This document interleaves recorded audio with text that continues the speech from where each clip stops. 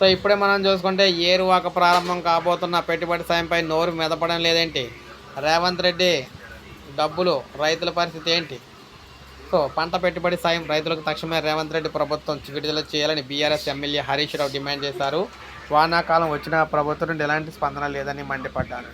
ముఖ్యంగా చూసుకున్నట్లయితే oil form మొట్టమొదటి క్రాప్ కటింగ్ కార్యక్రమంలో ఈయన పాల్గొన్నారన్నమాట. జూన్ 2021లో నంగంనూరు మండలం రామచంద్రపురం గ్రామంలో ఈ పంటనైతే మొదటిసారి వేయటం జరిగిందన్నారు.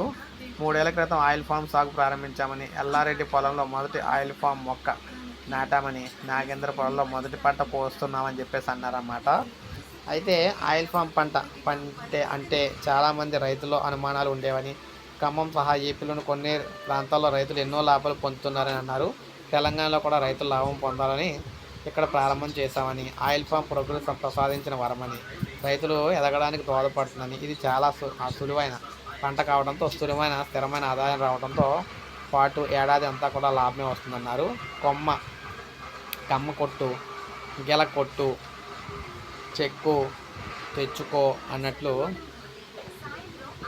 3 మాట కమ్మ కొట్టు, గెల కొట్టు, చెక్కు తెచ్చుకో అన్నట్టు ఉంటుందని, ఎకరాకు 1,20,000 వరకు ఆదాయం ఉంటుందని, 6 గాలం శ్రమించే రైతులకు లాభం చేయాలని చెప్పేసి కేసీఆర్ రాష్ట్రంలో 20 లక్షల ఎకరాల్లో ఆయిల్ ఫామ్ సాగు కోసం ప్రోత్సాహం అందించారని చెప్పేసి అన్నారు.